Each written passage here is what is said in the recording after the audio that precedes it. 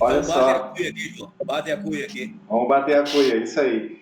Me deixou muito feliz, muito honrado na presença dos meus colegas, ter a sua presença aqui, Pompeu, e elucidar as tuas palavras aqui. E a pergunta que eu quero te deixar é uma pergunta bem simples e sucinta. As possibilidades disso se tornar realidade, Pompeu, fala para o nosso povo, para as pessoas que estão assistindo nesse momento aí, das possibilidades, o que a gente tem que fazer, que com certeza, se for para o bem do nosso povo de Deus, com certeza nós iremos brigar e pelear, como se diz assim no Sul, juntos.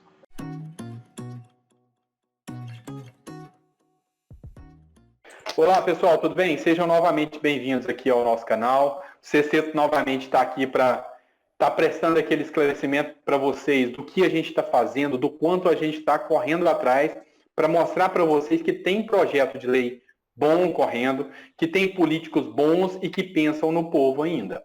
Então, o nosso objetivo aqui é independente de partido, independente de qualquer posicionamento, a gente quer mostrar as ideias boas. E para vocês, não sei se vocês se recordam, a gente falou muito aqui da questão da suspensão das parcelas dos empréstimos consignados. Principalmente porque nesse momento de pandemia, os aposentados, pensionistas e servidores se tornaram o esteio da família, filhos desempregados, esposa, remédio caro, cesta básica cara, e essa dilação desse prazo te daria um fôlego para respirar. Então, assim, a gente procurou vários projetos e, como eu mencionei aqui, vocês viram, teve um projeto que nos chamou a atenção, que foi o projeto do deputado Pompeu de Matos. Então, foi um projeto que a gente gostou muito. Eu li para vocês aqui artigo por artigo, foram milhares de comentários. Ele entrou em contato, ele ouviu a nossa voz. Isso é muito importante para demonstrar para vocês o quanto a rede social tem esse poder de trazer a voz do povo até os representantes do povo. Então ele ouviu e está aqui com a gente hoje. É uma grata surpresa. Então eu queria que ele explicasse para vocês a origem, o porquê ele viu essa necessidade e da onde surgiu essa ideia de estar suspendendo as parcelas e estar ouvindo esse anseio de vocês. Deputado, seja muito bem-vindo. A palavra é sua. Meu abraço para ti, Sandro, para todos que estão aí Obrigado. conosco nesse bate-papo aqui, o Felipe, o Milton e o João, aliás, que é gaúcho, como eu, piochado também. Primeiro dizer que é uma satisfação podermos fazer este bate-papo, porque isso permite que a gente interaja com as pessoas e assim como eu ouvi, eu também posso ser ouvido. E nesse diálogo que a gente acaba fazendo, eu posso aprender um pouco mais, transmitir um pouco do que sei e a gente junta as forças para um propósito comum, que é a proteção aí dos nossos aposentados, enfim, dos trabalhadores, dos servidores, dos pensionistas, daqueles que naturalmente têm esse benefício que é o consignado. Bom, dizer para ti que logo que começou a pandemia, bem no início eu apresentei esse projeto, porque eu senti que neste contexto, e olha, a minha experiência conta um pouco, eu me lembro quando era moço, que tinha uma figura do filho único, que ao ir para o quartel, ou ser chamado para o quartel, ele alegava uma condição de ser arrimo de família, de que ele era o único filho na família que precisava cuidar do pai e da mãe, então ele estava livre de ir para o quartel. E aí suspendiam o ingresso dele no quartel e ele se protegia. Bom, agora, nessa pandemia, o que eu me apercebi? De que em muitas casas nesse país, em milhares delas, ou até, quem sabe, em milhões dessas casas, o único a ter um saláriozinho garantido no final do mês, quem é? O aposentado, o pensionista. E ele passou a ser, então, uma espécie de arrimo de família, ou quem arruma a família, para botar o pão na mesa, para comprar alimento, para comprar remédio, para dar o suporte. Porque o resto da família, dizer, ou está desempregada, ou tinha um serviço autônomo que se foi, ou seja, a renda da família desapareceu, e esse aposentado, esse pensionista, segura as pontas da casa. E, na hora de receber o seu salário, por conta dos consignados que ele tem, o banco fica com uma parcela, e uma parcela bem importante. Eu compreendo o papel dos bancos, compreendo, aliás, eu tenho recebido muita pressão dos bancos, dos banqueiros por conta desse projeto, mas para mim não há nenhum problema. Eu tenho convicção naquilo que faço, naquilo que digo, e a minha convicção é tanta, tal e tamanha, que se não tivesse ninguém para ouvir o que eu estou dizendo, eu seria capaz de dizer para mim mesmo, para aumentar a convicção que tenho daquilo que eu acredito. Eu acredito no que faço.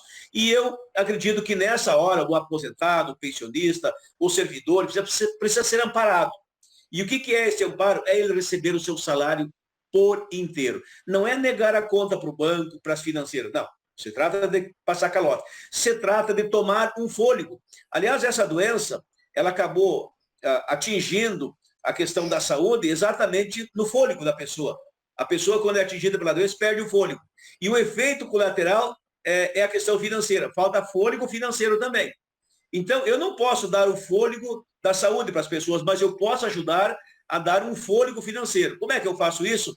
Exatamente criando uma lei que permita que o aposentado, o pensionista, enfim, quem deve consignado, tenha suspenso esse pagamento por um determinado tempo, cujas prestações vão para o final do contrato, e lá no final do contrato ele vai pagar, não é calote, é adiamento.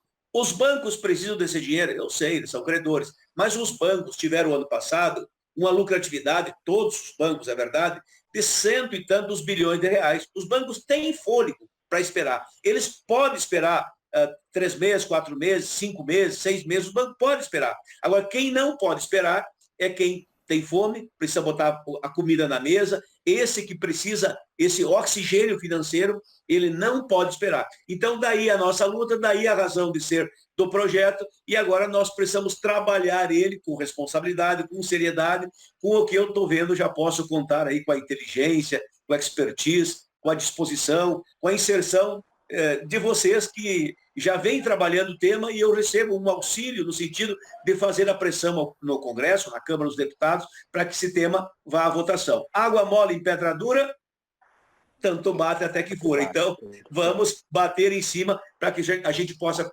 colocar esse tema em votação, que é bem importante para todos nós. Perfeito, perfeito. Gostei muito das palavras. Felipe, considerações?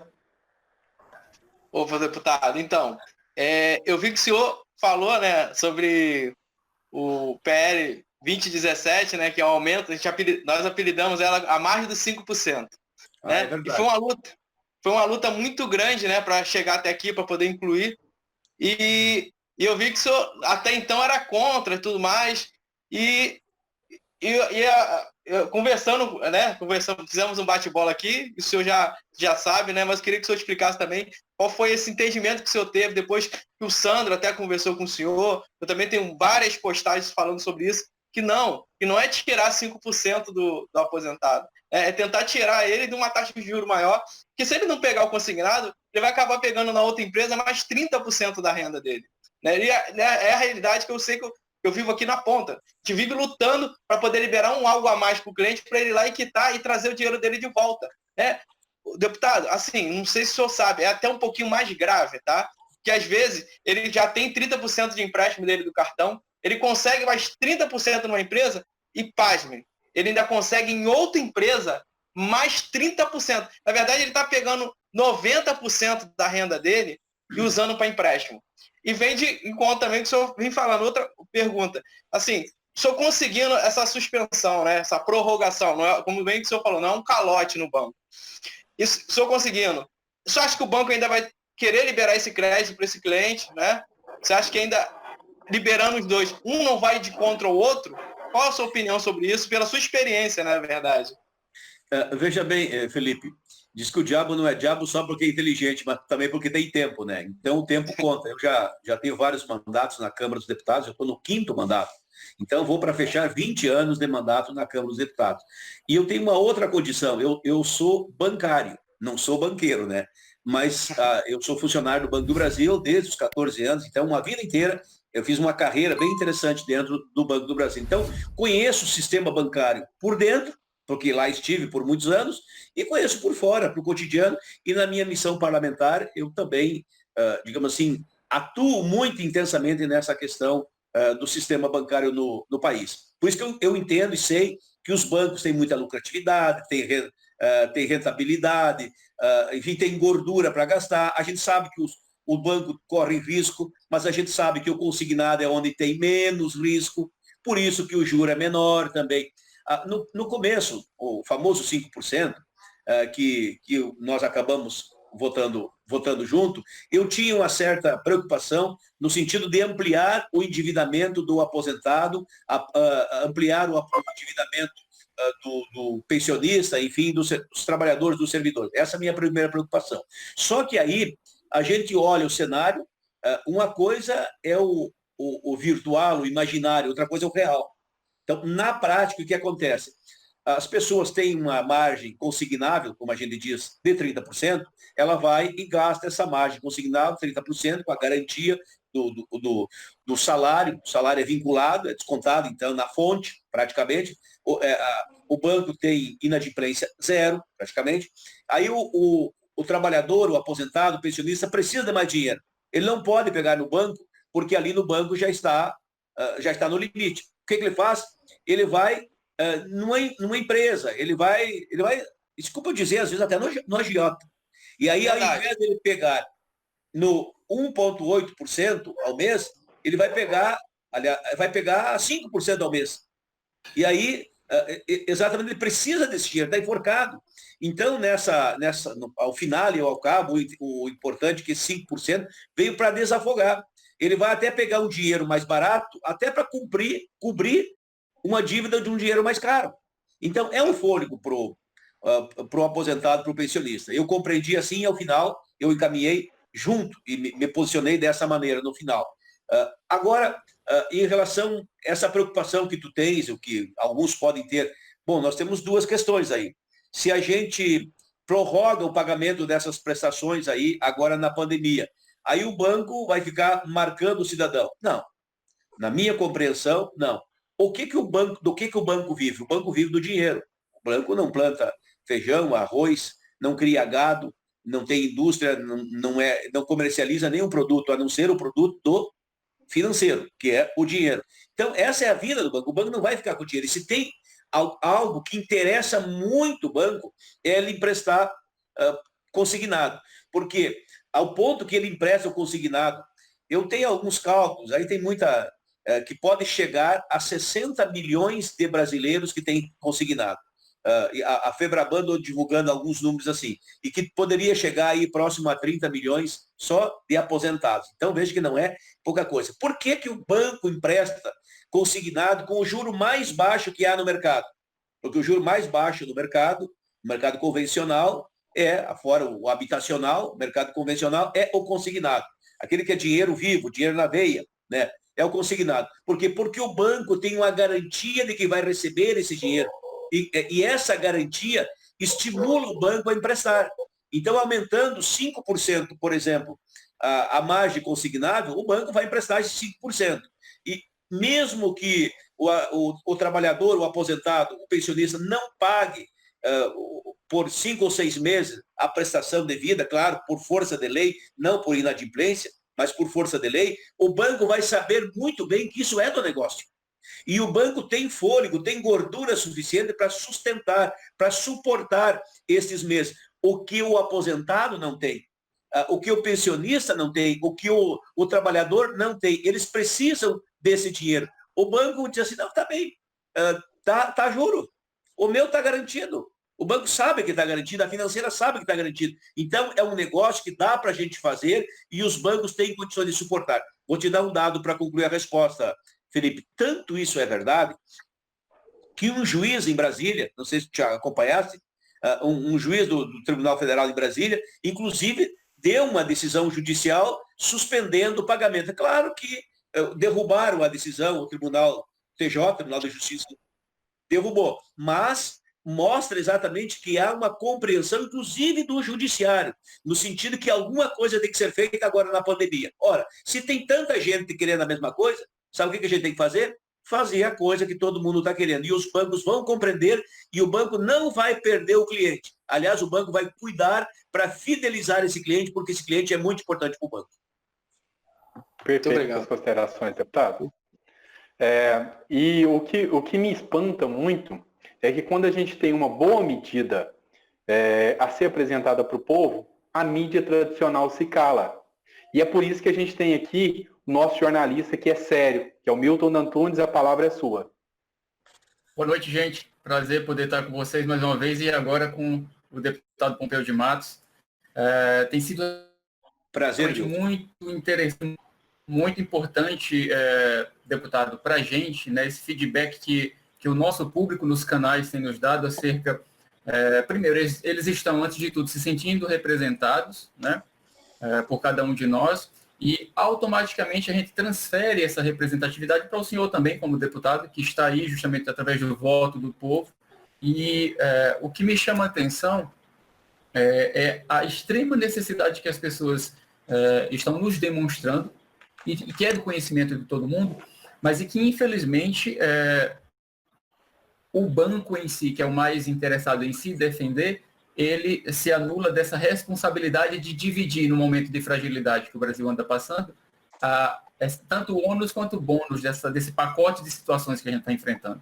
Então, a pergunta que eu quero fazer para o senhor, que é justamente vinda do povo nessa questão das dúvidas, a gente entende hoje, por exemplo, no Senado, existe pelo menos 4 ou 5 projetos de lei com o entendimento também da suspensão.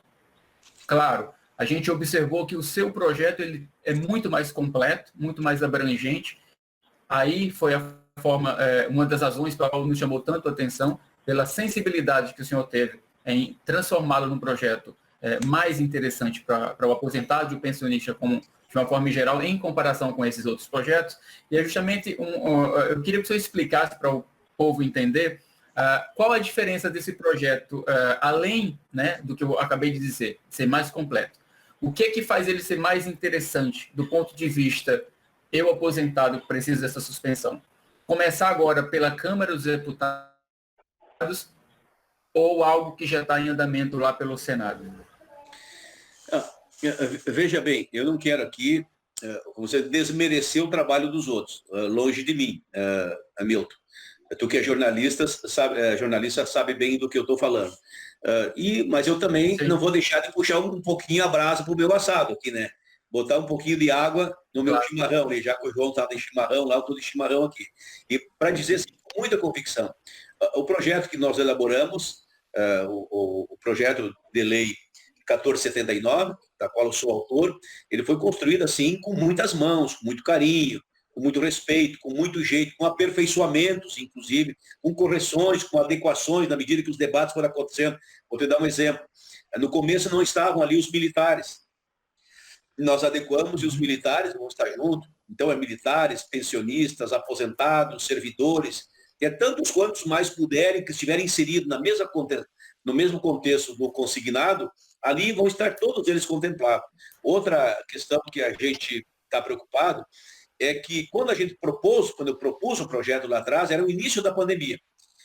O projeto ainda não foi votado, consequentemente não foi aprovado e não tem efeito. Mas eu quero que o projeto já tenha valor desde então. Ou seja, até se for o caso, claro que vai depender da aprovação, inclusive esses valores pagos, uma vez aprovada a lei, têm que ser restituídos a quem de direito, cuja prestação vai para o final do contrato, vai para outra etapa. Ou seja, Sim. nós temos uma série de nuances que dão uma importância, uma dimensão, uma grandeza ao projeto que eu aposto as minhas fichas nele. Não vou desmerecer o do Senado, né? Eu acredito que até vai ter um momento que nós vamos nos cruzar e podemos nos completar. Eu não tenho nenhum preconceito também de que a gente possa juntar as forças, porque ao final e ao cabo, o que a gente quer é a mesma coisa. Uns mais por aqui, outros mais por ali, mas nós queremos chegar lá no mesmo lugar, que é atender os aposentados, atender os pensionistas, atender, no caso, os militares, atender, enfim, os servidores, os trabalhadores. Esse é o nosso propósito. E fazer com que os bancos compreendam esse papel, né? Inclusive, até demonstrando, eu diria assim, para os bancos, feito esse feito, né? Isso será um feito de enorme magnitude. Sim. Os bancos vão estar dando, vamos dizer assim, uma contribuição, assim, talvez não por livre e espontânea vontade, mas vão dar uma contribuição compreendendo isso. Porque, como diz assim, olha, na pandemia Sim. os bancos também deixaram de receber e é também a nossa contribuição social, vamos dizer assim, do ponto de vista econômico, por parte dos bancos, claro. Para que a população viva por esse tempo mais protegido, com mais dignidade, com mais amparo. Então, é um projeto que eu arrisco dizer assim, que é um ganha-ganha. Até quem perde vai se gabar que perdeu porque ele acha que ele ganhou porque está dando a sua contribuição, que seriam os bancos. Ou seja, os bancos têm consciência, no mínimo cívica, do papel relevante que eles podem desempenhar nessa hora. Por isso, nós não temos que ter medo de avançar no debate, na persecução e, ao final e ao cabo, na votação e aprovação desse projeto transformando em lei. Eu estou muito encorajado, em que pese que alguns bancos que não compreendem bem a razão de ser, eles acabam pressionando a gente. Até eu recebi algumas pressão. Eu dei para alguns a seguinte resposta. Veja bem, tu que é jornalista. Teve uma menina, eu não lembro o nome dela, mas a internet conta e as pessoas pesquisam. Ela é filha de um dos diretores do Santander, cujo diretor, um dos diretores proprietários, enfim, veio a falecer agora de Covid. Faleceu há poucos meses atrás. E ela deu a seguinte declaração, está na internet. E é bom que a gente não diga o nome para não fulanizar, mas as pessoas podem pesquisar ali. Ela disse, veja, meu pai, a nossa família tinha tudo. E tem de tudo, o dinheiro que precisar para comprar o que quiser, nós temos tudo. E meu pai morreu de uma coisa que é de graça, o oxigênio. Então, eu tenho dito assim, não adianta tu ter dinheiro no cofre, dinheiro no fundo, dinheiro lá na conta, dinheiro no bolso e o vírus no pulmão. Vai morrer com o dinheiro na mão. E caixão não tem gaveta. Não leva para onde vai. Eu não sei para onde é que vai, mas eu sei que não leva.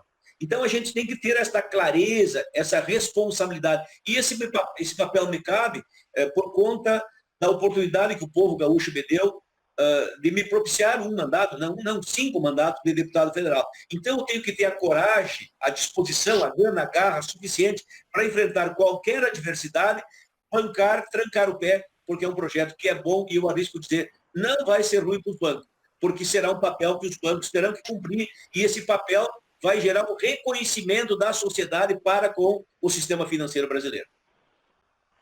Perfeito, deputado. E, assim, abrindo um adendo, inclusive, quanto ao comentário que ele fez de ter incluído os militares, eu quero lembrar para vocês do poder das mídias sociais. A gente conversou, a gente já está em contato há algum tempo, e foi através dos comentários que vocês deixam que eu analisei. É merda de vocês, viu? Foi através desses comentários que a gente percebeu que estava faltando algo no projeto de lei. E quando eu falei, me ouviu prontamente. Falei, olha, eu poderia incluir, já estou fazendo a emenda e vou incluir. Então, esse é o poder. E para mostrar o quanto a gente tem, vamos deixar alguém de lá do Rio Grande do Sul, que tem esse poder das mídias sociais, fazer a pergunta para outro conterrâneo agora. João, é contigo. Olha então, só. Bate a cuia aqui. Vamos bater a cuia, isso aí. Me deixou muito feliz, muito honrado na presença dos meus colegas, ter a sua presença aqui, Pompeu, e elucidar as tuas palavras aqui do Sul, porque para quem não sabe, uma pessoa que fala com força, uma pessoa que fala com convicção, tudo aquilo é uma pessoa que a gente diz taura. Nós chamamos de taura aqui no Sul aquela pessoa que fala com convicção. Verdade. E as suas palavras nos deixou muito convictos, né, que você não é à toa que está 5 anos aí, 5 mandatos seguidos, com certeza mostra o quanto a tua pessoa faz pelo bem das pessoas. E os nossos canais aqui são para isso, são para a voz do povo, são para que o povo merece os benefícios que estão omitidos, que são omitidos deles. E você, Pompeu, é um cara que eu admiro muito, colocar frente com os bancos a pressão que você está sofrendo e a pressão que eu sei que eu também vou sofrer, mas eu quero mostrar de coração para o povo também que a gente está na luta junto com eles, mesmo enfrentando algumas dificuldades, apesar de nós ter financeira, nós queremos trazer realmente benefícios para o povo, tá? E a pergunta que eu quero te deixar é uma pergunta bem simples e sucinta. As possibilidades de isso se tornar realidade, Pompeu, fala para o nosso povo, para as pessoas que estão assistindo nesse momento aí, das possibilidades, o que a gente tem que fazer, que com certeza, se for para o bem do nosso povo de Deus, com certeza nós iremos brigar e pelear, como se diz assim no Sul, juntos. Vamos pelear sim, João, quero te cumprimentar também. Aliás, nós somos vizinhos, né? Eu me formei em Cruz Alta. Olha aí, ó. Sou advogado, formado em Cruz Alta, e que era um pouco a mãe de Birubá, que é a tua terra, né? Exatamente. Cruz Alta é um pouco mãe de todos nós, porque é onde eu nasci, e Juiz, Santo Augusto, pertenceu também para Cruz Alta, a velha Palmeira das Missões, ali tudo é Cruz Alta. Então, a terra da panelinha, te cumprimento, e é importante a tua posição e o teu questionamento na medida em que tu também atua na área financeira. E a gente tem que ter esta compreensão, porque tem a galinha dos ovos de ouro e tem os ovos de ouro da galinha. E a galinha dos ovos de ouro nessa hora, é o aposentado. Os ovos de ouro é o resultado do processo, né? Onde todos podem compartilhar desses ovos de ouro. Ganha a financeira, que aporta o recurso, e ganha o aposentado, porque tem um dinheiro em melhores condições, o aposentado, o pensionista, enfim, em melhores condições, juros mais baratos, um consignado, onde quem empresta tem a garantia de receber, e quem tem o empréstimo se vale daquele momento até para ter uma qualidade de vida melhor. Até porque, como eu digo, a vida só é vida se for vida bem vivida, vida com intensidade, vida com felicidade, vida com qualidade de vida, senão não é vida para ser vivida. E o aposentado quer essa qualidade de vida, e a gente tem que viver a vida a cada momento, né? Tu não pode querer ser idoso quando é jovem e não pode querer achar que tem que ser jovem quando é idoso. A gente tem que viver intensamente o momento da gente, no momento que a gente vive. Como eu digo, a gente dá tempo ao tempo para que com o tempo tenha tempo, desde que não perca tempo, chega o tempo no tempo certo. Então, cada um tem seu tempo.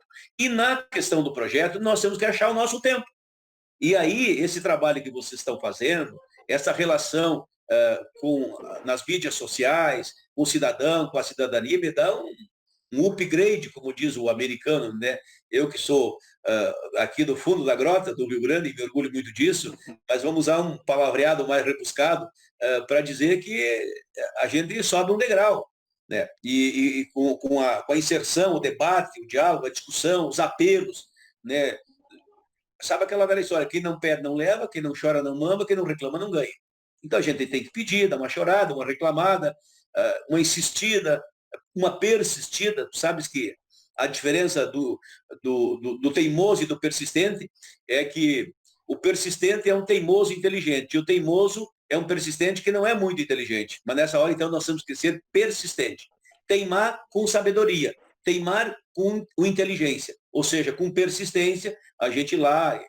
eu tenho cobrado muito do presidente Rodrigo Maia. Aliás, eu fiz um programa na TV Câmara, acho que foi, hoje é essa semana, no começo da semana, quinta-feira, quarta-feira, acho que foi segunda ou terça que eu fiz o programa.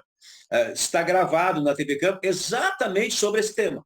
Foram 7 minutos na TV Câmara, não foi para o ar ainda. Foi uma gravação, vai ir para o ar. E até hoje eu questionei a minha assessoria se já tinha ido para o ar, eles estavam cobrando, mas ainda não foi para o ar, mas vai. Eu fiz exatamente o programa para pressionar a estrutura da Câmara como um todo para esse tema. Tenho cobrado do presidente Rodrigo Maia para que esse tema venha para a pauta. E eu vou dar um exemplo. Nós aprovamos um projeto muito parecido, viu?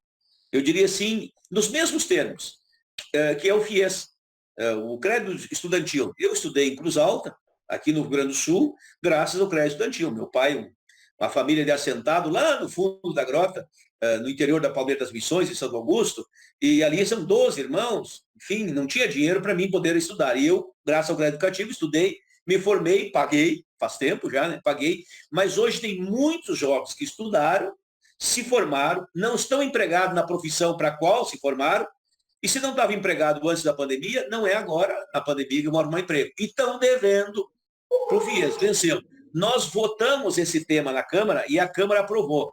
O principal projeto era meu, mas tinha vários projetos de vários colegas, e tu sabes que quanto mais foice, mais roçada, quanto mais gente querendo, mais fácil da coisa acontecer, e nós votamos esse projeto.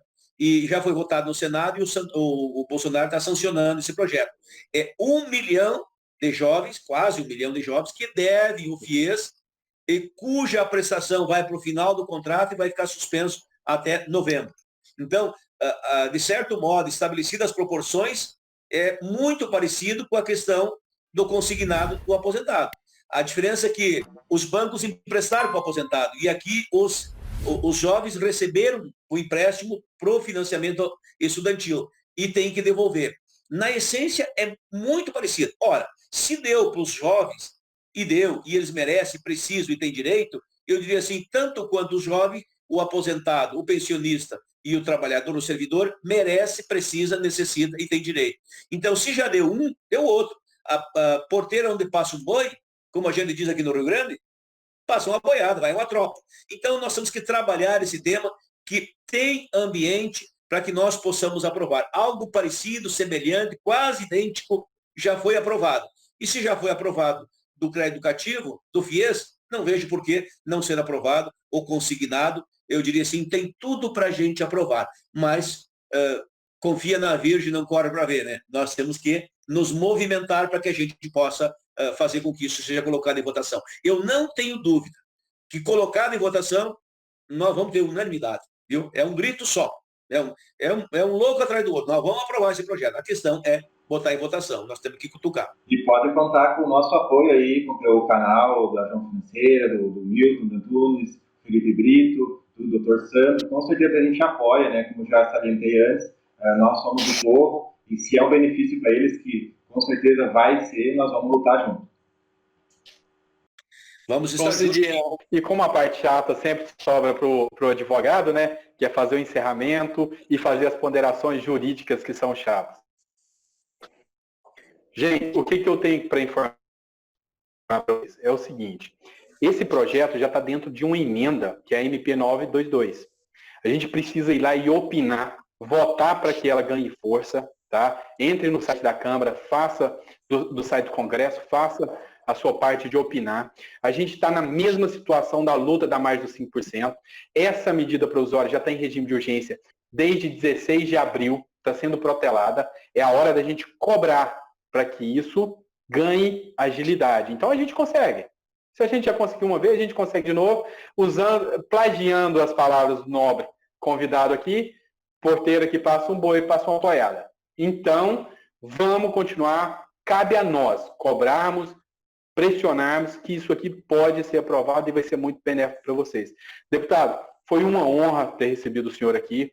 É muito bom estar mostrando para as pessoas aqui que a gente tem voz. Eu costumo brincar que quando eu recebo, ou qualquer um de nós, recebemos aqui um novo inscrito, é uma procuração que eles nos dão para o advogado ou os outros aqui do sexteto, está representando eles perante a Câmara dos Deputados, o Senado Federal e até a Presidência da República. Então, parabéns por ter ouvido o povo, muito obrigado por estar exercendo essa nobre missão de estar representando o povo. E juntos nós vamos vencer. Muito obrigado. Eu quero aqui agradecer a oportunidade também, Sandro, de conversar contigo, doutor Sandro, Felipe, o jornalista, o João, meu conterrâneo aqui, a cada um de vocês, os internautas todos que estão aí acompanhando e que podem bem compreender a razão de ser. Então, nós temos na prática aqui 2 cartuchos. Um no projeto, que está andando, que está tramitando, e outro acostado na medida provisória. Então, uma coisa puxa a outra. E nós vamos jogar com todas as armas. Nós não vamos, digamos assim, perder qualquer oportunidade de nos inserir no contexto. Por exemplo, 5% tinha projeto, mas foi aprovado dentro de uma medida provisória. Então, a gente tem que aqui usar as manhas, um pouco as artimanhas, os mecanismos, a experiência conta para que a gente possa inserir. E o que interessa, ao final e ao cabo, é aprovar esse projeto para que a gente alcance os objetivos. Para alguns pode ser só um sonho, mas o sonho é só um sonho quando a gente sonha só. Quando a gente começa a sonhar junto, a gente tem desejos, a gente começa a construir. E agora já não estou sonhando sozinho. Tem muita gente de vocês aí não estão sonhando sozinhos. Nós vamos juntando as forças, eu tenho certeza que muitas outras pessoas, os aposentados aqui do Rio Grande do Sul, já contataram comigo também. Ou seja, nós vamos juntando as forças, engrossando o caldo, e eu vejo que a gente tem condições de vencer essa etapa. Então eu encerro dizendo assim que o sonho, Deus me deu o dom de ser poeta, e às vezes eu brinco com os versos.